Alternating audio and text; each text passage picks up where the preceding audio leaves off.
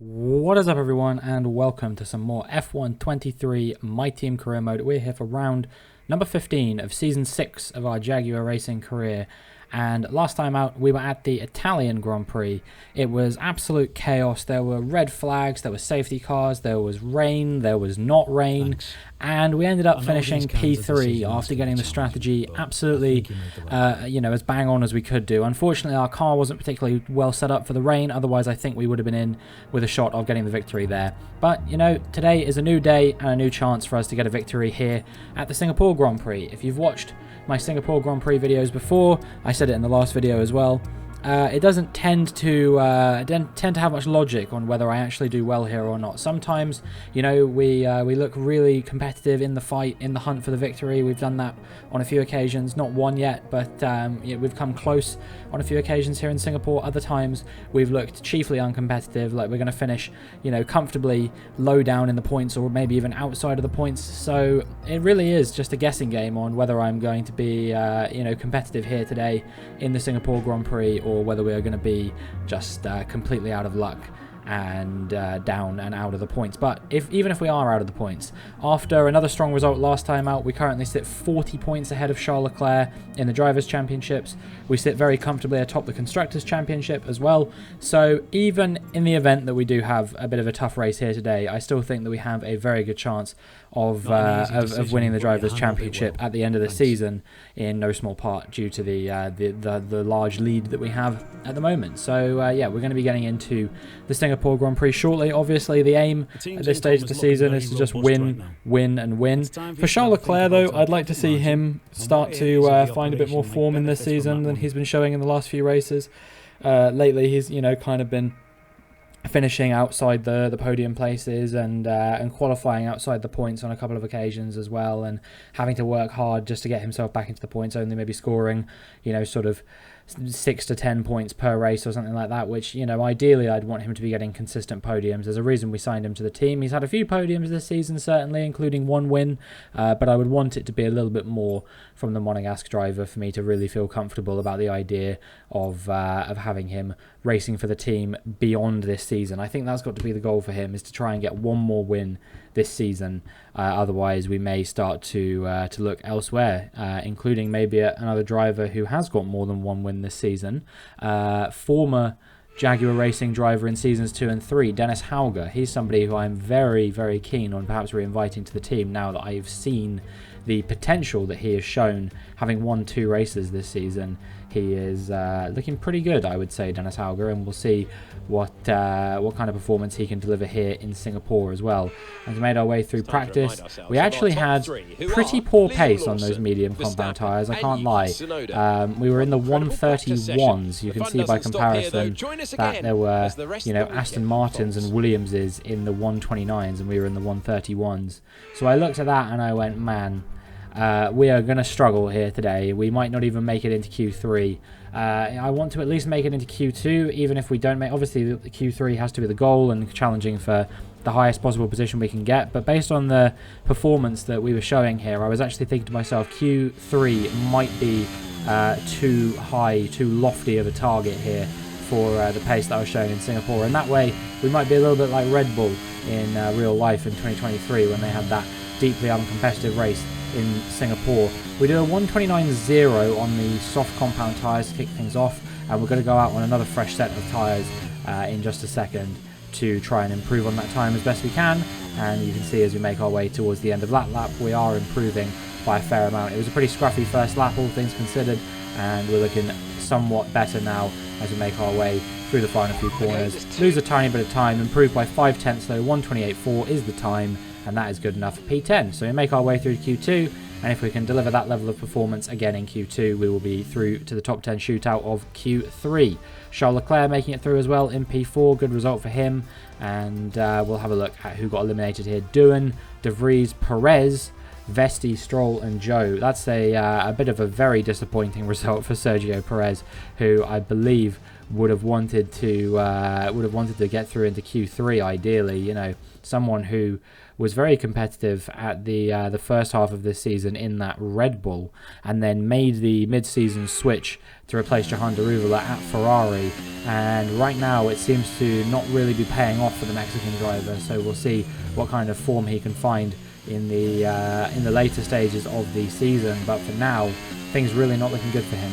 Here in qualifying, it was really just a case of making sure that I could get my best lap time in as quickly as possible, because the track was getting wetter and wetter from the very beginning. We went out as quickly as we possibly could here, but we'll see whether this will be enough. There's a few more cars coming around the final few corners now, and if we cross the line we take P9 here for now, and if the track is getting wetter and wetter, then I would say that there is really no chance of anything other than us getting through there. We weren't going to have an opportunity to go again. So Enzo Fittipaldi topping that session. We're in P9 this time instead of P10, but we do make it through to Q3. So maybe the weather bailed us out a little bit there. It did not bail out Leclerc. He has been eliminated along with Tsunoda, Albon, Verstappen, Magnussen and Sargent. Some really surprising names being knocked out there, as both of the Williams make it through. The Porsche of Haas makes it through, the Alpine of Gasly making it through. You know, quite a few surprising drivers making their way through into Q3, but maybe that will make things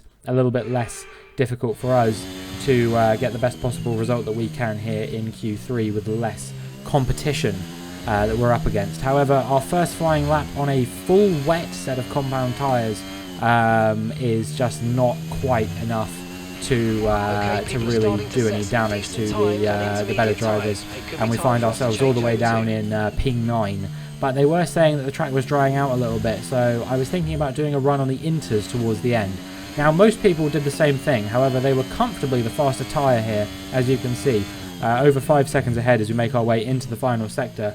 Yes, we go a little bit deep into that corner, but despite that we still actually make a little bit of time up through that corner as well, and as we make our way into the final few corners of the lap, you can really see just how much the improvement on these intermediate tyres is. And don't forget, most people have already crossed the line a long time ago. You know, I've got cars in front of me who are starting to come back into the pits now as I'm completing my lap. So with the amount that the track is drying up, we're going to cross the line to take a 1:38.9, and that is pole position. And we'll see what the margin was, but I wouldn't be surprised if it was actually a fairly high margin.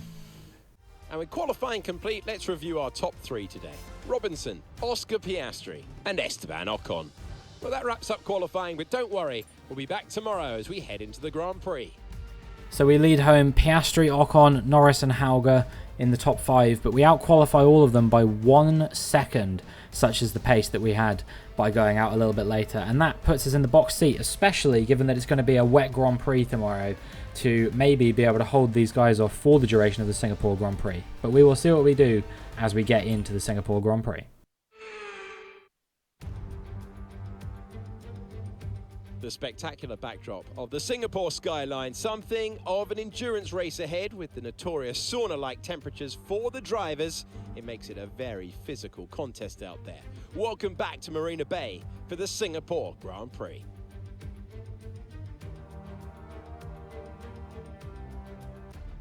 Before we begin, let's take a quick look at the grid lineup for today's race.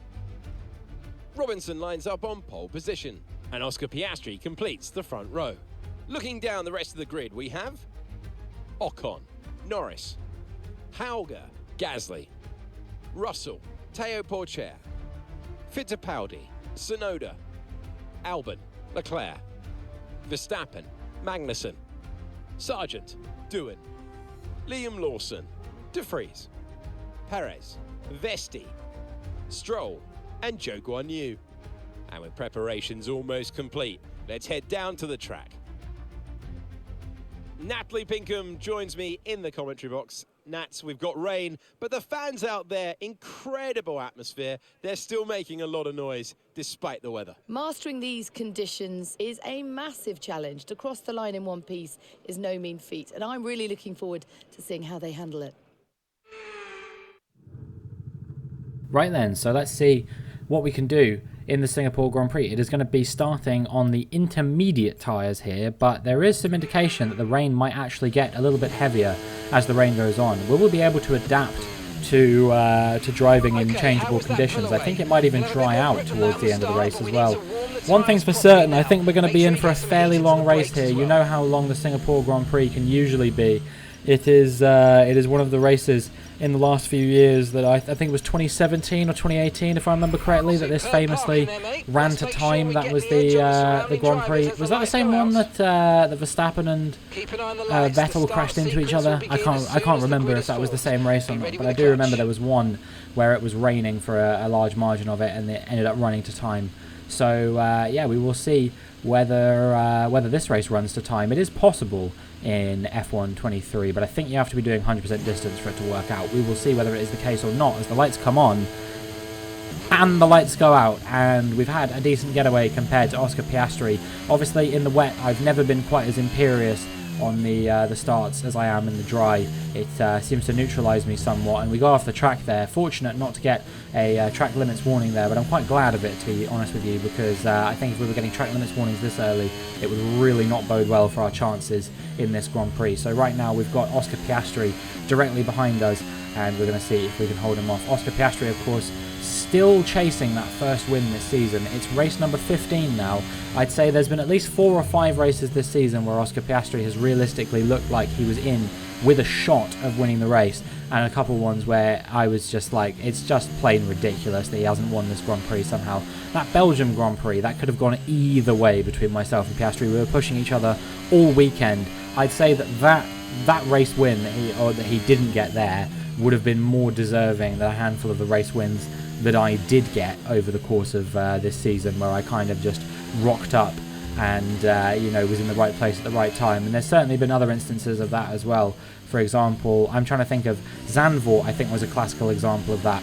Verstappen had absolutely imperious pace in Zandvoort, but it was just, it's just not meant to be for him that weekend, as he spun the car, managed to battle his way back into the lead, but had a 5-second penalty. Looked like he might break away, and then his car started having mechanical problems that caused him to fall down the order, and Dennis Hauger inherited the win. Do you really think Dennis Hauger deserved the victory there? Certainly he deserved P2. I'm not denying that for 1 second. He had a pretty good race, but I feel like everyone knows that victory for Verstappen was nailed on, even in spite of all the issues he was having. So as we make our way now onto lap 2, you can see I've managed to maintain a bit of a gap to Piastri behind. Meanwhile, Norris, Hauger, Ocon, all of those guys behind, I think we're battling away a little bit, and that has caused them to get held up just a little bit, but still, not an insignificant amount. And we will see now what is going to happen as we make our way onto lap 4, crossing over the bridge, coming under a bit of pressure from Oscar Piastri. And actually, I think he got a bit hot into that corner, and so he decided to turn a mistake into an attack on us. And, well, we were fortunate not to be overtaken by Oscar Piastri there, to be honest. He caught us completely unawares. However, I think we've just about managed to hold on to the position from the Australian driver for the time being. Wasn't quite close enough to commit to that move. And the next thing that happens is that the weather gets so wet here that we have no choice but to come in and switch to wet tyres. There's one of those rare instances where on a set of intermediate tyres, my tyres were actually not getting hot enough. Usually it's the exact opposite whenever I'm on a wetter compound of tyre. If it's the inters or the wets, it's usually that the tyres are overheating, not that the tyres are not getting warm enough. So yeah, we're going to switch on to a freezing cold set of wet compound tyres, and hopefully we'll be able to get these well above their operating window within a few laps, knowing, I say hopefully very tongue-in-cheek perhaps. What I actually mean is hopefully we can avoid that, of course, but it's very likely that we will overheat these tyres just due to how I drive in the wet.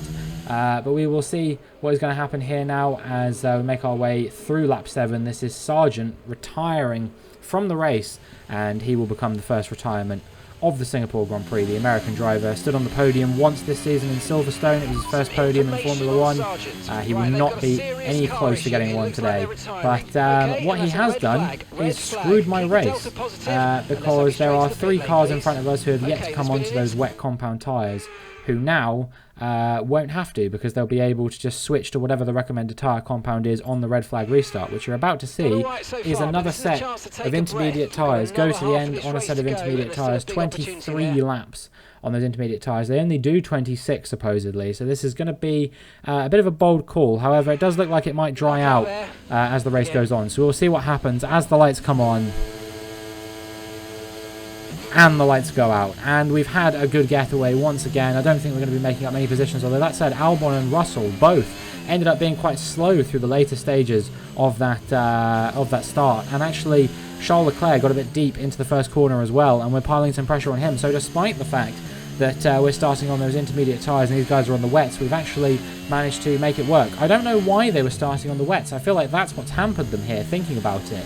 Because yes, we were on the wet compound tyres before, then the rain calmed down to the intermediate tyres, and the track was only going to dry out further and further. So if the inters are okay now, which they are, they're looking like the best tyre, the wets were a bit of a blunder here. So I think we might see these guys come into the pit lane at the end of lap 9, and that would just completely end any chance of doing well in the race here. Virtual safety car has been deployed, so if the virtual safety car stays out until they get into the pits, then maybe there exists a chance for them to not get completely messed up here. They'll still have to have pretty good pace, but there is a realistic chance with the VSC they would have been able to get, you know, in and out quickly. But unfortunately, the VSC ended before we got to the pit lane, and so they're all coming in, switching onto a set of intermediate tyres off those wet compound tyres, and we have a 4.5 second gap out in front, which hopefully we can use to good effect to keep the cars behind. However, within a few laps, Lando Norris was right on the back of me, so we're going to have to try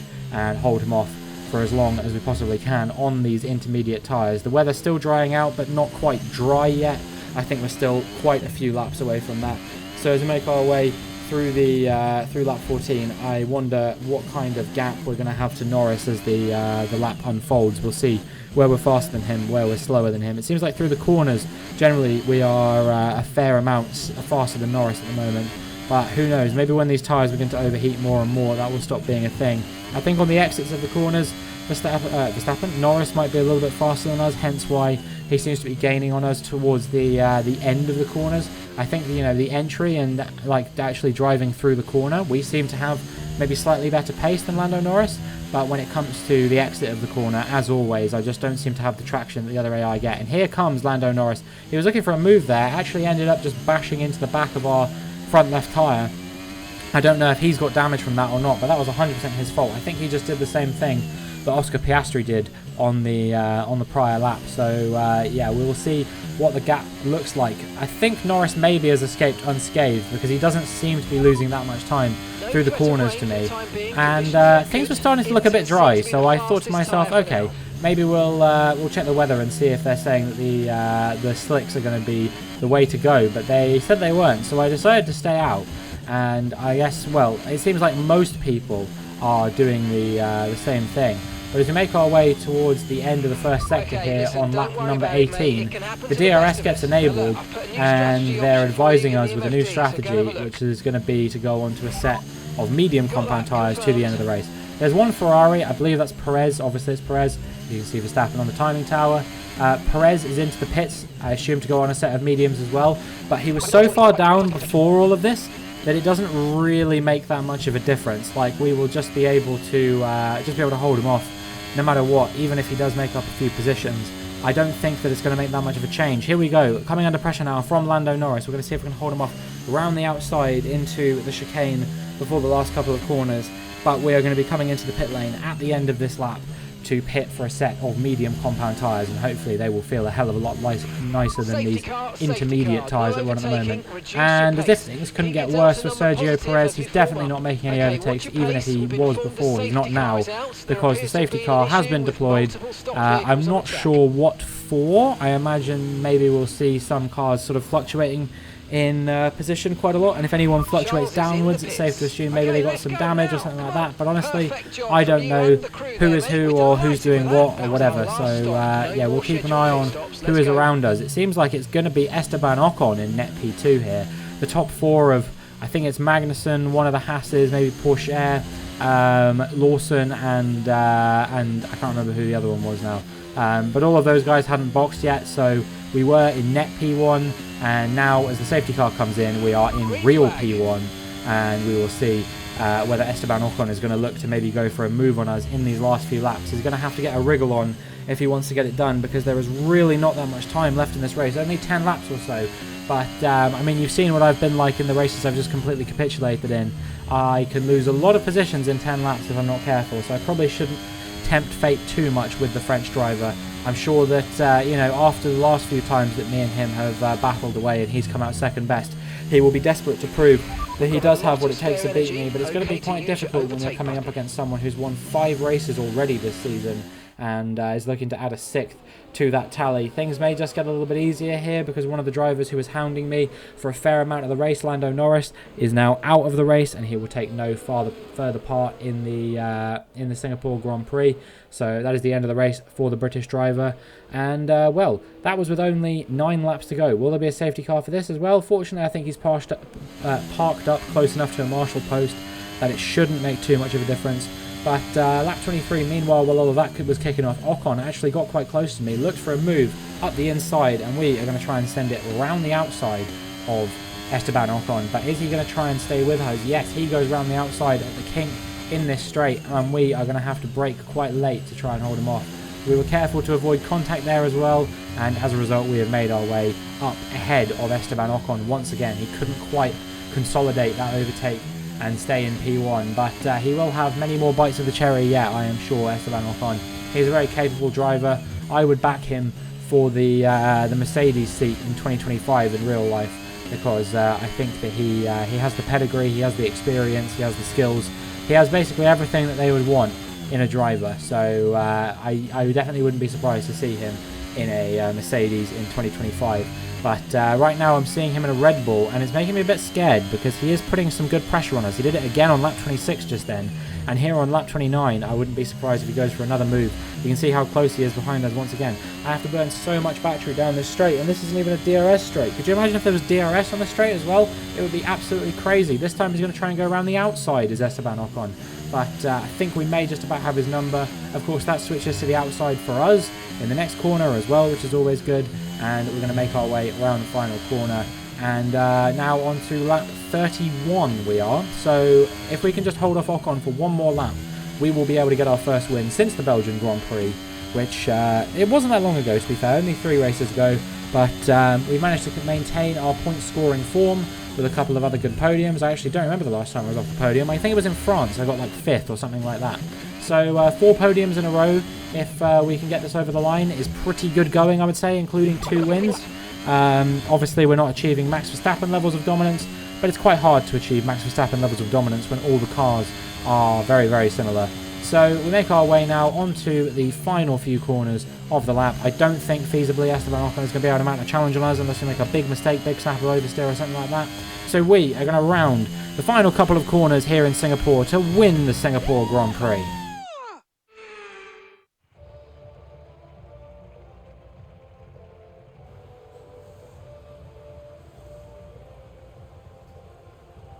So, Natalie, what made the difference out there today? Well, they managed their tyres to absolute perfection.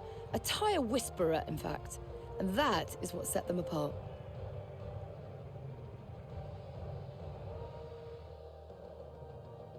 Welcome then to the podium, our top 3 drivers. What a great effort from them today in a very difficult race. Yeah, it was a very tricky race, very tricky conditions. You know, we went inters to wets to inters to dries. It's not easy to adapt to conditions like that, but we managed to pull it off fairly successfully. Getting a win is always nice, and not only that, but we are joined on the podium here with Ocon and Verstappen as well. We've managed to gain some critical ground over our rivals in the championship now, and I think it's going to take a pretty Herculean effort from the cars behind us to catch us in the championship, in both the drivers and the constructors. But with still a few races left to go, it is possible. And after this round of the World Championship, here's how things look in the drivers' table. Robinson increases their championship lead. So then, Natalie Pinkham, who would you rank as your driver of the day? I have to give it to Robinson. It's time to see how things are shaping up in the Constructors' Championship. The owner-drivers team moved to the top of the table. Meanwhile, Ferrari have improved their position. A strong weekend for them as they fight their way towards the top. After an event like that, who knows what the sport has in store for us next time? Be sure to join us again as we continue to bring you the latest excitement in Formula One. So we do end up extending our lead in both the Drivers' and the Constructors' Championship. Once again, in the Drivers' Championship, we are now 65 points ahead, which with only, I think, 7 races to go now, or maybe, no, I think it's 8 races to go, actually. With 8 races to go, to be 65 points ahead in the championship is pretty damn good, especially when you consider that the very next race that we're going to is going to be the Japanese Grand Prix. Now, there is that whole meme about having the championship wrapped up by Japan, which now just means, you know, you finished it ridiculously early. It would have been pretty difficult, I think, for Max Verstappen to have wrapped up the championship by Japan this season, on account of the fact that it was the 4th race on the calendar. But, you know, it's not impossible in this save, but because of the existence of Portugal and Qatar and Las Vegas now, it is significantly harder than it used to be when Japan was only 2 or 3 races from the end of the season, as opposed to, well, 7 races from the end of the season, I guess. So I am looking forward to that race nonetheless, and we will see whether we can get a good result in that next race or not. Meanwhile, actually, I don't know if you saw, I said that thing about how I thought this race might get run to time. I guess it is a 100% exclusive thing that the race gets run to time if you go over that 2-hour mark. Because here, we drove for 62 minutes, which should, of course, been stopped maybe a lap or 2 earlier to facilitate the fact that there wasn't enough time to do all of those racing laps. But I've always found that the sort of 100% distance rule of you need to you need to come under time in the race, it's never been implemented perfectly. I've had it happen to me a couple times, and each time it's kind of classified everyone maybe either ahead of me or behind me, but then hasn't classified me, and then has classified everyone either ahead or behind me. So, for example, there was one race that I did, which you can actually find in an unlisted video playlist for F1 2021 career mode, I believe it was. I could be wrong about that. But one of my F1 2021 videos, we had a Spain race that ran to time because I was playing on 100% distance at that time. And what I discovered was that yeah, basically it kind of didn't count my result because I didn't do all of the racing laps, even though the game forced me not to do all of the racing laps. So yeah, it did annoy me a little bit. So in a way, I'm actually quite glad, because it would have been really disappointing if we'd have got the victory here and then the game had just been like, actually, nah, it doesn't count, so you're going to have to try again. It was a really poor race from Charles Leclerc this time out, actually, not even finishing in the points. That's kind of unacceptable. The tyre strategy, I agree, did screw him over a little bit.